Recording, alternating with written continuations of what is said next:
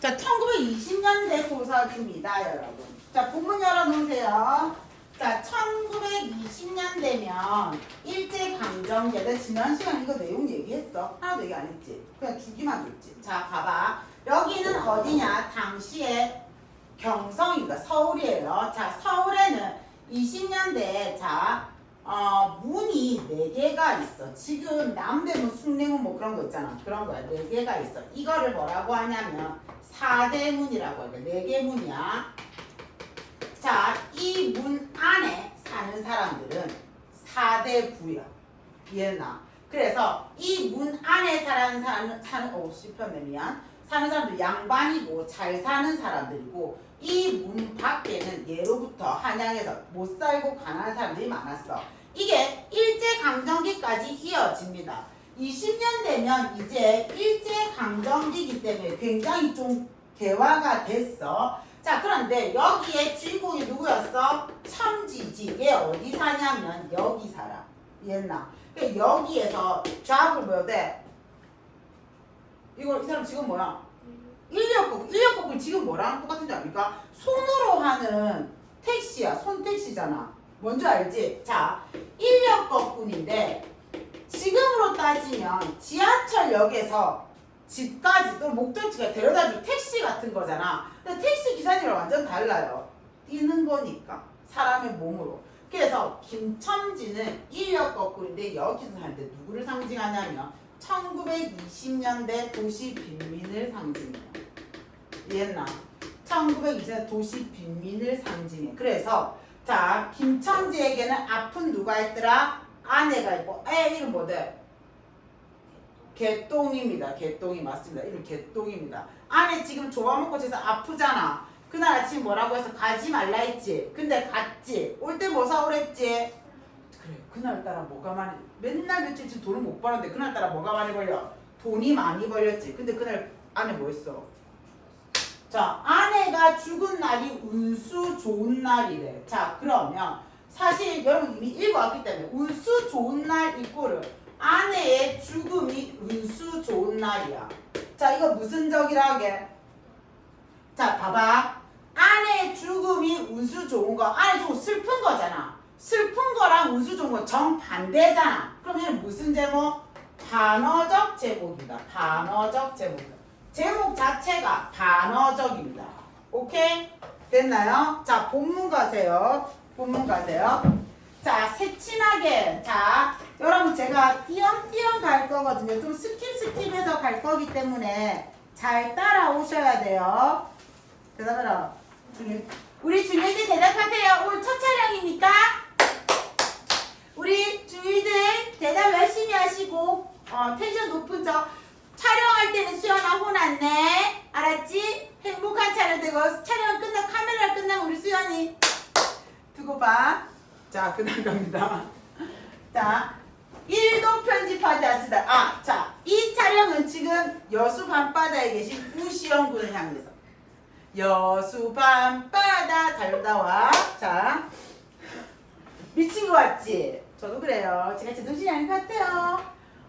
자, 갑니다. 새침하게 흐린 폼이 눈이 올 것 같더니 눈이 안 돼. 자, 밑줄 쳐. 비가 추적 밑줄 치세요. 자, 이 소설은 처음부터 끝까지 뭐가 되냐? 얘들아, 비 오면 기분 좋아 안 좋아? 좋아? 말도 안. 비 오면 좋아? 흙탕물 잘 튀고 찝찝하게 좋아? 자, 소설에서 비 내리는 거 처음부터 끝까지. 자, 여기서 비 내리는 거 우울한 느낌입니다. 우울한 배경입니다. 자, 여기서 우울함은 사건과 분위기를 암시합니다. 사건과 분위기를 암시해요. 사건과 분위기를 암시합니다. 자, 그 다음. 자, 얘들아, 형광펜 하나 열어보실래요? 자, 인력거꾼 바르시고 옆에 첨지 바르시고, 첨지는 나이 많은 남자입니다.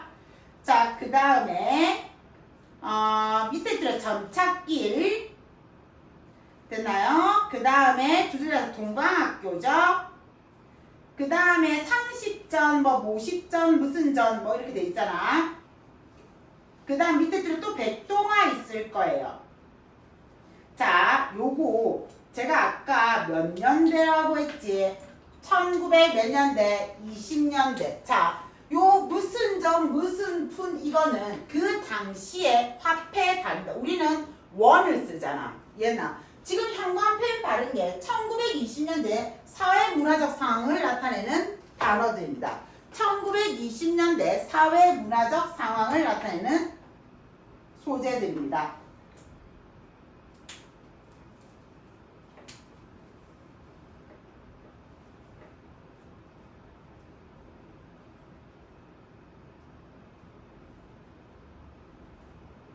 자, 세 번째 단락 갈게요. 그의 아내가 기침으로 클럭거리죠. 벌써 달포가 넘었다. 자, 아내가 지금 아픈 겁니다. 조밥도 밑줄 칠게요. 조밥도 굶기를 먹다시피 하는 형편이니 매우 뭐한 거야? 가난한 생활이지. 자, 김천지가 매우 뭐한 거야? 가난한 형편을 알겠지? 자, 한 달에 이 사자성어가 있어. 뭐냐면 삼순 구식이라는 사자성어가 있는데 3일에 한 번 먹는 죽면 않겠지? 3일에 한 번 먹는 거야 이거야. 이렇게 먹고 어떻게 살아? 맞잖아. 매우 가난한 형편입니다. 매우 가난한 형편 나타내는 사자성어입니다. 물론 약한 척 써본 일이 없다. 구태여 쓰려면 못 쓸 바도 아니로되. 자, 병이란 놈이 밑줄 쳐보세요. 병이란 놈에게 약을 주어 보내면 재미로부터 잡고 온다는 자기의 신조에 어디까지나 충실할까? 아씨, 너무 말 안 들을 것 같잖아. 김천지 고지식한 성격입니다. 김천지의 고지식한 성격입니다. 남의 말 잘 안 들어.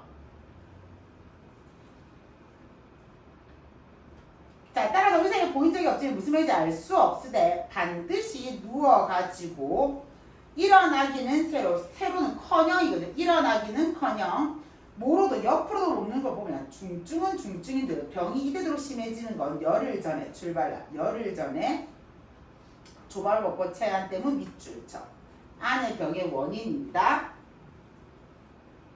그때도 김천지가 오래간만에 돈을 얻어서 좁쌀 한 대, 10전짜리 나무 한 대 사줬대. 김천지에 말하면 그 오라질년이, 자, 오라질년 형광펜 봤어요. 자, 이거 지금 김천지에 계속 뭐 하냐면 비속어를 욕을 해, 사람이. 나중에 안에 죽어서 막 욕하잖아. 자, 그러면 이거는 너한테 욕 배우라고 교과서에 이게 실려있는 게 아니야. 생각해봐. 일제강점기에 인력 덕분에 이 사람은 학교 제대로 못 다녔을 거야. 게다가 거의 굶고 제대로 먹지도 못하잖아. 그럼 이 사람은 교육받을 그게 없었을 것 같지 않아? 자, 이 당시에 이런 형편의 사람들이 비속어를 쓰는 건 당연한 거였어. 실제로 그 사람들이 이렇게 했을 거란 말이야. 뭔 말인지 알겠나? 자, 이걸 뭐라 하냐면 여기서 비속어는 당시 20년대 도시 빈민들의 사실성을 획득하기 위해서 비속어를 사용하고 있습니다. 당시 도시 빈민들의 삶을 사실적으로 제시하기 위해서 비속어를 사용하고 있습니다.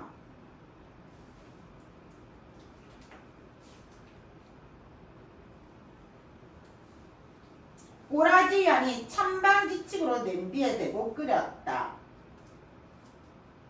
자, 마음은 급하고 불길이 날잖아. 채익지도 않은 것을 그 오라질년이 숟가락은 고마도 손으로 움켜서 두 뺨에 주먹덩이 같은 혹이 붉어져 누가 빼앗을 듯이 막 왜? 너무 오랜만에 먹는 밥이었던 게 사람 이 여자한테 와이프한테. 그래서 그날 전부터 가슴이 당긴다, 배가 깁니다, 눈을 못 뜨고 지랄 이것도 비속어입니다 하였다. 그때 김천지 여러 가지 상황을 해도 에이 오라질. 자, 이 전부 다 비속어죠. 조랑복은 할 수도 없어. 못 먹어 병. 먹어 병. 어쩌란 말이야. 왜 눈을 똑바로 뜨지 못해 하고 김천지는 자 알르니의 밑줄. 자 알르니의 뺨을 한번 후려 갈겼다. 자 실제로 아내가 싫어서가 아니야. 아내가 미워서가 아니야. 왜게? 내가 아내한테 밥을 못 먹여서 한 번 먹고 이렇게 했잖아. 여기에서 아내에 대한 이 막 화풀이 하잖아. 이 화풀이는 아내한테가 아니라 뭐에 대한 화풀이게?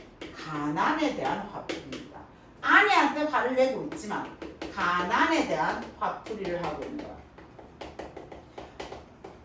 나 왜 이렇게 가난한 건데 뭐 이런 느낌? 그러니까 어떻게 할 수 있냐면 흙두누는 조금 바로워졌지만 이슬이 맺혔다. 김천재 밑줄 쳐봐. 김천재 눈시도 뜨끈뜨끈했어.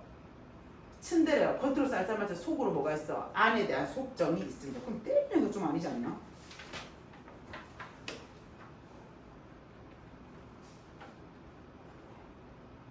자, 이 환자가 그러고도 먹는 데는 물리지 않았다. 사흘 전부터 설렁탕 마시고 싶다고 남편을 졸랐다. 1월 오라질년 조각도 못 먹는 년이 설렁탕을 또 처먹고 지랄병하고 야단을 집어자 못 사주는 밑줄 치세요. 못 사주는 마음이 시원치는 않았다. 아내에 대한 뭡니까? 미안함. 그런데 이제 설렁탕을 할 수도 있다. 앓는 어미 곁에서 배고파 보채를 개똥이에게 주무실 수 있다. 80전을 손에 쥔 아침에 지금 김천진의 마음이 풍푼하였다. 넉넉하였답니다. 그러나 그의 행운은 그걸로 그치지 않았대요. 땀과 핏물이 섞여 흐르는 목덜미를 기름주머니가 다 된, 자 봐봐, 기름주머니가 다 된 광목수건이 뭐냐면 여러분 생각해봐, 손수건이 꼬질꼬질한 거야. 그런 느낌인 거야 지금. 매우 뭐한 거야? 가난하고 가난한 김천지, 저거라, 가난한 김천지의 형편.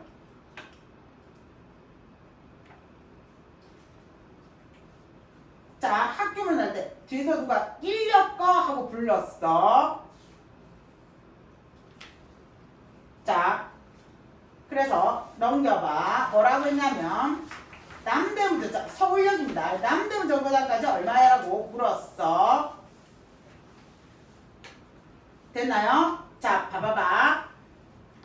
하나, 둘, 셋, 넷, 다섯 줄. 자, 이 사람 보니까 옷은 지금 짐은 입고 양복 입었거든 지금. 그런데 남대문 정까지 얼마입니까? 라고 했어. 김천지는 주저하였다. 밑줄쳐. 자, 여기에서 이 소설 제일 중요한 건 김천지의 내적 갈등입니다. 지금 집에 누가 있어? 아내가 있어. 얘나. 자, 그런데 오늘따라 뭐가 많아? 손님이 많아. 얘나. 그런데 아내가 나갈 때 오늘 뭐 하라고 했어? 빨리 오라고 했어. 얘나. 그런데 왜 그런 애잖아. 너무 일이 잘 풀리면 혹시 하고 이런 마음 들 때 없어?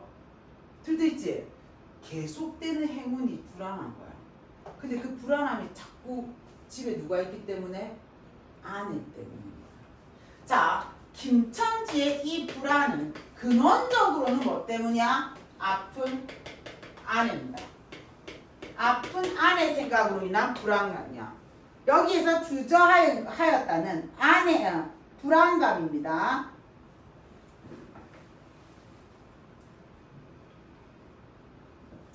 그는 이 우중에 우장도 없이 그 옷을 철거꾸로 가셨습니까? 처음 거, 둘째 거, 마나님하고 양복쟁이 그걸로 만족했을까? 아니다. 이상하게도 형광펜 드세요. 자, 이상하게도 꼬리를 맞물고 덤비는 이 행운 앞에 조금 겁이 났습니다. 형광펜 바르세요. 여러분 지난번에 한 번 했는데 소설에서 앞으로 일어나기를 암시하는 걸 뭐라고 해? 그렇죠. 얘가 복선이야. 뭔가 뭔가 안 좋은 일이 일어날 것 같은 이런 느낌. 이걸 뭐라 한다고? 복선이라고 합니다. 됐나? 자, 그리고 집을 나올 때 아내의 부탁이 캥겼어. 앞집 마나님한테서 부르왔을 때 병인이 아내죠. 뼈만 남은 자, 얼굴에 유일의 샘물같이 유달리 크고 움푹한 눈에다 애걸하는 빛을 띠며 자, 밑줄 쳐. 오늘은 나가지 말아요. 제발 덕분에 집에 붙어있어요. 내가 이렇게 아픈데 아내의 애원입니다. 이것 때문에 계속 캥기는 거야. 그러자 내가 뭐라고 했냐면 자, 세조 열어봐. 딱 젠장어도요. 별 빌어볼 소리를 맞붙들고 앉아있어. 누가 먹여 살려줄 줄 알아? 밑줄 쳐. 사실은 김첨지도 나오기 싫었을걸? 근데 왜 나올 수밖에 없었게? 가난한 형편 때문입니다. 그러니까 남자 입장에서 내가 무능하니까 이 여자를 두고 나올 수밖에 없다는 뭐가 있어? 죄책감이 있는 거야. 그러니까 또 두 줄에서 나가지 말라도 그래. 그러면 일찍 들어와요 형광펜. 역시 비극적 결말을 암시하는 복선입니다.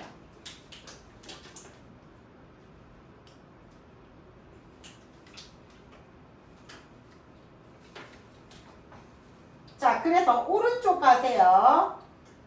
세 번째 줄 얼마란 말이에요? 라고 물었잖아. 그러자 세 줄 내려와서 1원 50점만 주세요. 라고 했어. 맞죠? 그러자 다섯 줄에서 1원 50점 너무 비싸다고 했어. 따라오고 있죠? 그 다음 학생은 그러자 지금 딜 하고 있다. 이수로 치면 여기서 멀다 이 뜻입니다. 그또 이런 진날을 비오는 날을 더 주셔야죠. 그러면 달라는 대로 줄 때는 돈을 제일 많이 받고 가는 겁니다. 그래서 맨 마지막 줄 갈게요. 그 학생을 태우고 나선 김첨지의 달은 이상하게도 겉분하들 가벼웠다야. 다름질을 한다는 밑줄 치세요. 다름질을 한다는 일보다 거의 나는 듯하였다. 계속 빨라. 바퀴도 어떻게 속게 돌지 그러다보다 마치 얼음을 지난 듯 스케이트 모양으로 미끄러져 가는 듯하였다. 밑줄 치세요. 기분 어떤 것 같아? 좋아요. 뭐 때문에? 그렇죠. 돈을 번다는 기쁨입니다. 이 부분을 돈을 번다는 기쁨이야. 기분 너무 좋아. 며칠 만에 큰 돈을 번다는 여기 지금 요 돈이 제일 비싸잖아. 자, 이윽고 끄는 이의 다리는 무거워졌지. 어디에 다가오고 있습니까? 자, 집이야. 이게 뭐야? 집이야. 자, 집에 다가오니까 마음이 뭐야 돼? 다리가 무거워졌지. 맞나? 다리가 무거워진 건 누구에 대한 걱정? 아내 걱정이야. 자, 근데 얘들아, 다음 질문해볼게. 지금 돈을 번다는 기쁨이나 아내 걱정한다는 말이 직접적으로 드러나 있어 없어? 없지. 둘 다 뭐만 있어? 다리가 무겁고 가벼운 것만 나와 있지. 그러면 기쁨하고 걱정은 우리가 지금 유추한 거지. 이해나? 자, 인물 심리가 직접 제시야, 간접 제시야? 네, 이거는 인물 심리의 간접 제시 부분입니다. 둘 다. 적으세요. 김첨지의 심리는 맞는데 심리를 간접적으로 제시하고 있어요.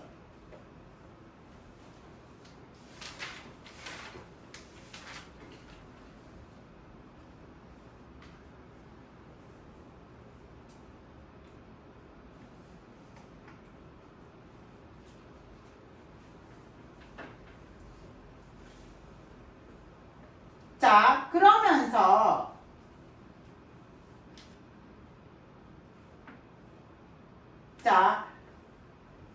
하나, 둘, 셋, 넷, 다섯 줄. 왜 이러고 기차 놓치겠구만. 자, 승객이 하는 말이야. 하고 탄 이에 승객의 초조한 부르짖음이 간신히 그의 귀에 들었다. 언뜻 깨달으니 출발봐. 김첨지는 인력거를 진짜 한복판에 온 것을 좀 멈춰있지 않은가. 누구에 대한 걱정? 아내에 대한 걱정입니다.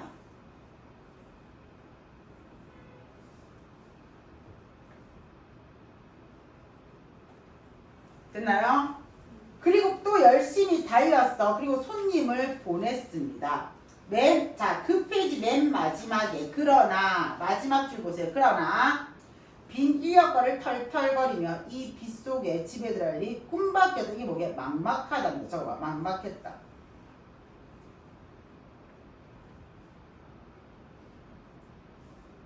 자, 노동으로 하여 흐른 땀이 식어지자 굶주린 창자에서 물 흐르는 곳에서 어슬어슬한 한기가 솟아나기 비롯하며 이런 50전이란 돈이 형광펜 돈이 얼마나 괜찮고 괴로운 것인지를 절절히 형광펜.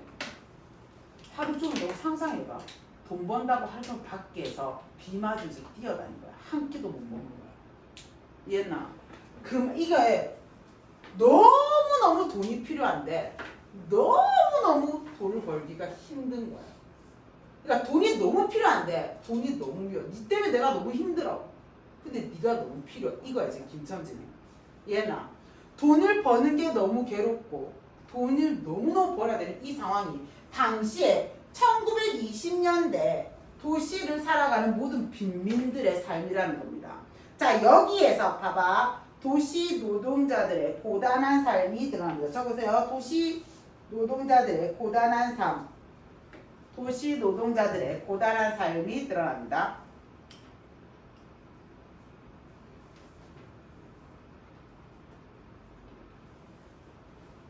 그러면서 오른쪽 밑으로 자, 네 번째 젠장 맞을 것 가로 여세요.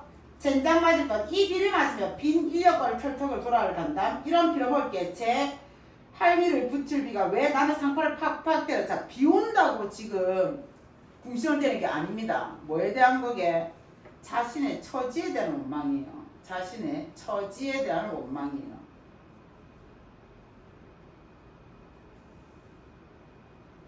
근데 몹시 화를 내며 누구에게 반항이나 하듯이 격을 했다가 불평 불렸어. 자, 그런데 그러면 이렇게 새로운 광명이 비쳐낸 새로운 광명 아이디어야. 그냥 갈 게 아니라 또 손님 태우려고 했어. 그래서 누구를 처음에 태우려고 했어? 밑에 누구 태우려고 했어? 어떤 아가씨 보이죠? 그래서 그 밑에 아씨 인력거 타시랍시오라고 말 걸었죠. 찾았습니까? 여학생인지 뭔지가 한참은 때깔을 빼면 입술 꼭 담제 김정일 거들떠도 안 봤어. 그래서 또 뭐랬냐면 되게 어디신가 또 수근덕거렸어. 그러니까 이 여자가 뭐라고 했냐면 왜 이래 남 귀찮게 하고 물러섰어. 됐죠? 자, 그리고 나서 전차가 왔습니다. 됐나요? 네 번째 줄에 전차가 왔습니다. 김첨지는 원망스럽게 전차 타는 일을 노리고 있었다. 그러나 그의 예감은 틀리지 않았다. 전차가 빡빡하게 사람을 싣고 움직이기 시작했을 때, 자, 전차가 너무 만원이라서 못한 사람이 있는 거야. 그게 남은 손인 거야. 굉장히 큰 가방을 들고 있는 거 보면 너무 짐이 커서 거기서 쫓겨난 겁니다. 자, 아마 분비는 차 안에서 짐이 크다 해서 차장에게 밀려내려 눈쳤다. 김첨지 되어졌다. 인력거 타시랍쇼. 한동안 값으로 승강이를 하다가 60전에 인사도가 태워주겠다. 인력거가 밑줄 치세요. 인력거가 무거워지네. 이상하게도 그의 다리가 몸은 가벼워졌다. 밑줄 치세요. 됐나요? 뭐야? 손님을 태워서 돈을 벌 때는 아내에 대한 뭐를 근심을 떨치고 있는 거다. 돈을 벌 때는 아내에 대한 근심을 걱정을 잊고 있는 겁니다. 근데 길기는 길구나.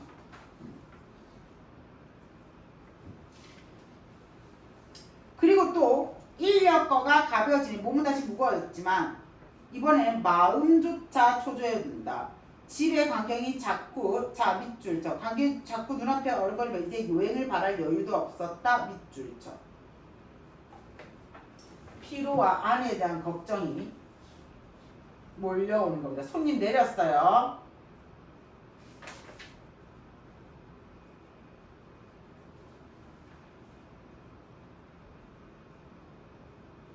자, 그러면서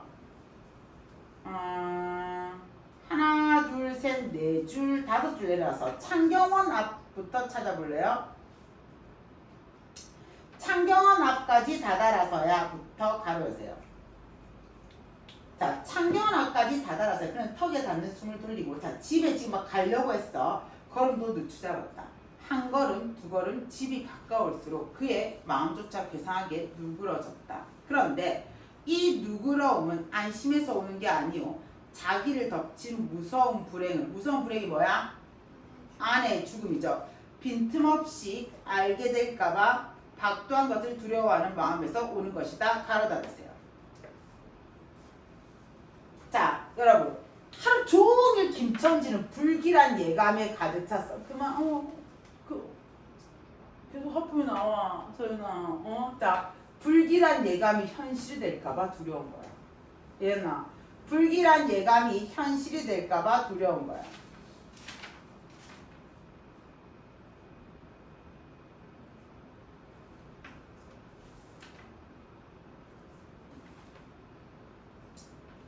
자, 그럴 때 오른쪽 세 번째 줄 누구 만났어요? 치삼이 나오죠. 세 번째 줄에 친구 누구 만났습니까? 치삼이 나왔습니다. 그래서 치삼이하고 그의, 자 봐봐, 그럴 쯤에 마침 길가 선술집에서 그의 친구 치삼이가 나왔어. 그의부터 가로 여세요. 그의 우글우글 살찐 얼굴에 주홍이 돋는 듯 온 턱과 뺨을 시커멓게 구렛나룻이 덮였거늘 노루탱탱한 얼굴 덮였거든 가로 닫아. 요까지가 누구의 외양묘사냐? 치삼이의 외양묘사입니다. 치삼의 외양묘사입니다. 어떤 얼굴이야? 살찐 얼굴에 수염이 빽빽한 거야 이 사람. 노루탱탱한부터 가려서 노루탱탱한 얼굴이 바짝 말해서 요즘 고라니 펴고 수염도 있다. 턱 밑에 마치 솔잎을 거꾸로 붙여놓은 듯한 가로 닫아. 누구야? 김첨지의 외양묘사야. 서로 외양묘소가 서로 뭐돼? 대조되고 있습니다. 서로 반대입니다. 자, 이북의 김첨지, 자네 문화는 사대문 아니란 뜻이야. 사대문 안에 들어갔다 오는 모양이 있어. 그래요. 돈 많이 벌을 때 이제 한 잔 빨리, 한 잔 사줘 이 말이야. 술 한 잔 사줘 이 뜻이야. 뚱뚱고는 말략갱이를 보던 마태 부르짖었다. 그 목소리를 몸짓 같다 하여 연하고 싹싹하였다. 김첨지는 출발라. 김첨지는 이 친구 만난 게 어떻게 반가운지 모르겠다. 왜 반가웠게? 아내의 죽음을 늦추는 거야. 아내의 죽음을 직면하는 걸 늦출 수 있기 때문에 반가운 겁니다.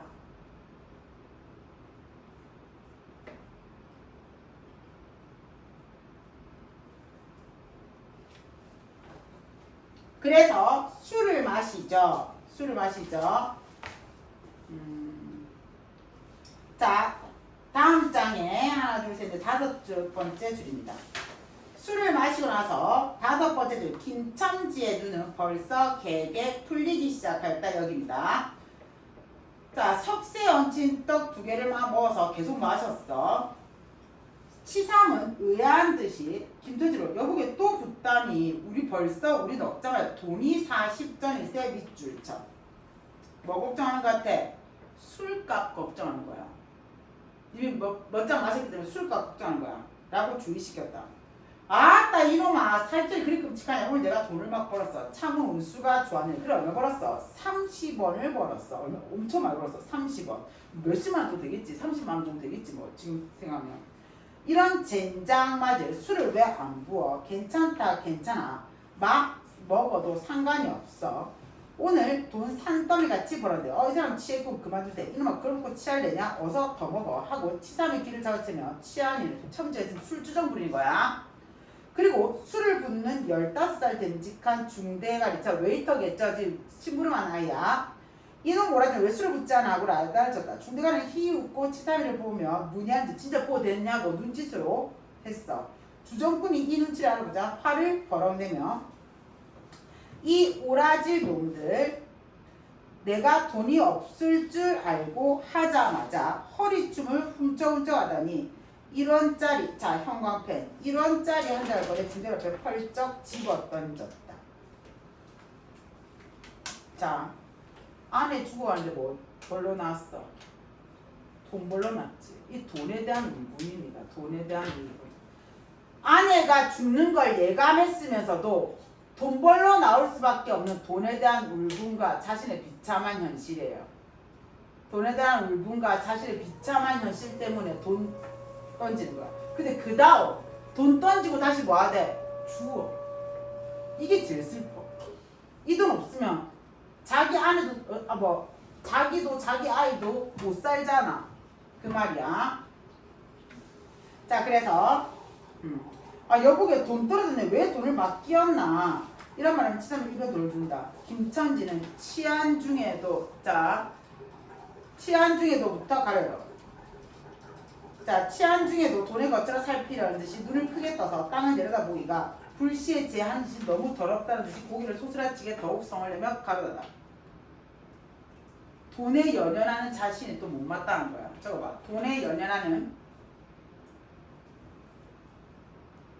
자신이 못마땅한 겁니다.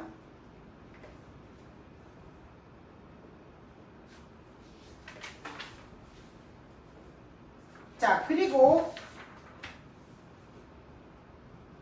어디 있지?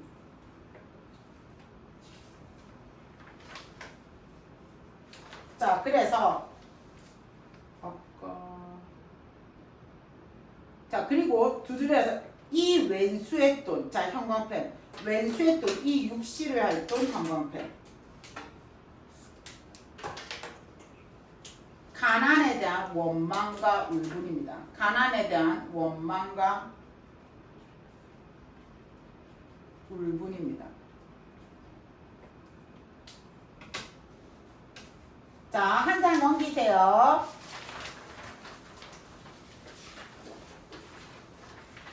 자, 뒷장에서 자, 중간 밑에서 하나, 둘, 셋, 넷, 다섯, 여섯 줄. 우리 마누라가 죽었다네 찾아보세요.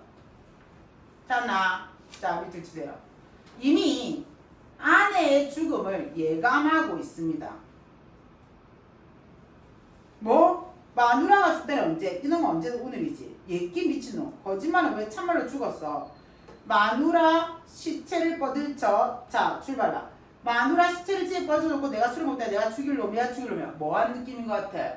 자책감이죠. 자책감.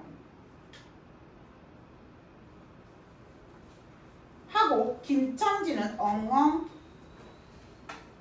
소리를 내어온다. 치삼은 흥이 조금 깨지는 얼굴로 원 이 사람이 참말 하나 거짓말 그러면 집으로 가세요 하고 우는 이의 팔을 잡아당기니 치삼의 잠수를 뿌리자 김첨지는 눈물이 글썽글썽한 눈으로 싱그러운다. 죽긴 누가 죽어? 지금 너무 불안해가지고 감정이 막 뛰는 거야 이 사람. 정신이 아닌 겁니다. 술도 취하고 너무 불안해서 왔다 갔다 하는 거야. 하고 득이가 열면 죽기는 왜 죽어 생때같이 살아있다 밑줄쳐. 이거는 첨지의 소망입니다. 김첨지의 소망입니다. 그 오라지를 밥을 죽이지 인제 나한테 속았다 하고 어린애 뭐라 손빼고 그리고 불안해서 과장을 하는 거죠. 자, 그러면서 그 페이지 밑에서 네 번째 줄 위에 자, 봐봐. 구준비는 의연히 추적 내린다. 보이십니까? 밑줄 치세요. 처음부터 이 소설은 계속 뭐가 내린다고 했지? 비지. 맞죠? 여기서 비는 어떤 분위기? 우울한 분위기를 형성하고 있습니다. 김첨지는 치중에도 뭐를 사갔어요? 설렁탕. 형광펜 바르세요. 자, 설렁탕은 김첨지가 누구에 대한 마음? 아내에 대한 마음이 설렁탕입니다. 아내에 대한 마음이 설렁탕입니다. 집이라 해도 물론 셋집이요. 또 집 전체를 세든 게 아니라 안과 뚝 떨어진 행랑방 한 칸을 빌려준 것인데 물을 길러대고 한 달에 1원씩 내는 터다. 만일 김첨지가 술기를 띠지 않았던들 한 발을 대문에 들여두었을 때 그것을 지배하는 무시무시한 정적 네모치세요. 여기 1번. 폭풍우가 지나간 뒤에 바다 같은 정적에 다리가 떨리었으리라. 쿨룩거리는 기침 소리도 들을 수가 없다. 그르렁거리는 숨소리조차 들을 수 없다. 다만 무덤 같은 침묵 네모치세요. 2번. 자, 1번하고 2번 전부 다 뭐를 암시? 아내의 죽음을 암시하고 있어요. 깨트린다는 보다 한층 더 침묵을 깊게 하고 불길하게 하는 빡빡하는 그윽한 소리, 어린애의 젖바는 소리가 날 뿐이다. 만일 청각이 예민한 이 같으면 그 빡빡 소리는 빨 따르며 꿀떡꿀떡하고 젖 넘어가는 소리가 없으니 빈젖을 빤다. 아내가 뭐한 거? 죽은 거야. 자, 얘들아 여기까지 전부 다 무슨 정적, 침묵이니까 전부 다 무슨 감각이야? 청각이라는 얘기지. 이미지가 청각적이지. 아내의 죽음을 청각적으로 제시하고 있는 겁니다. 됐나요? 자, 그리고 나서 혹은 김첨지도 이 불길한 침묵 네모지세 이게 3번입니다.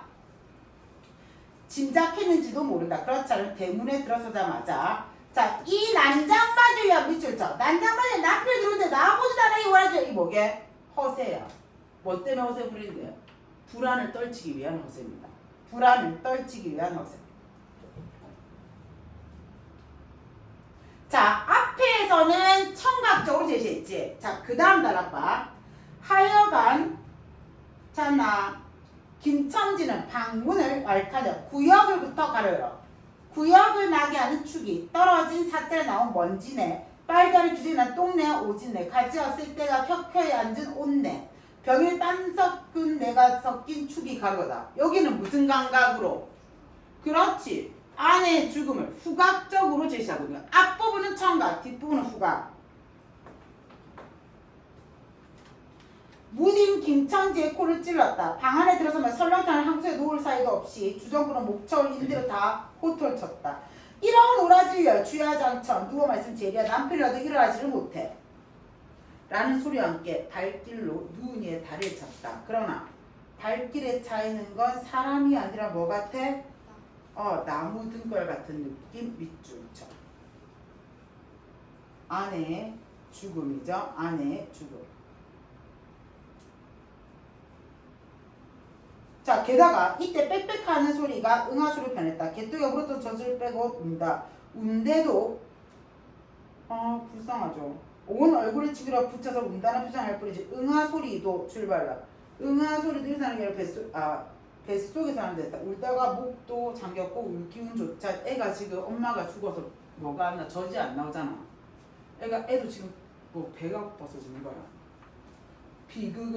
비극적 분위기를 고조시키고 있죠.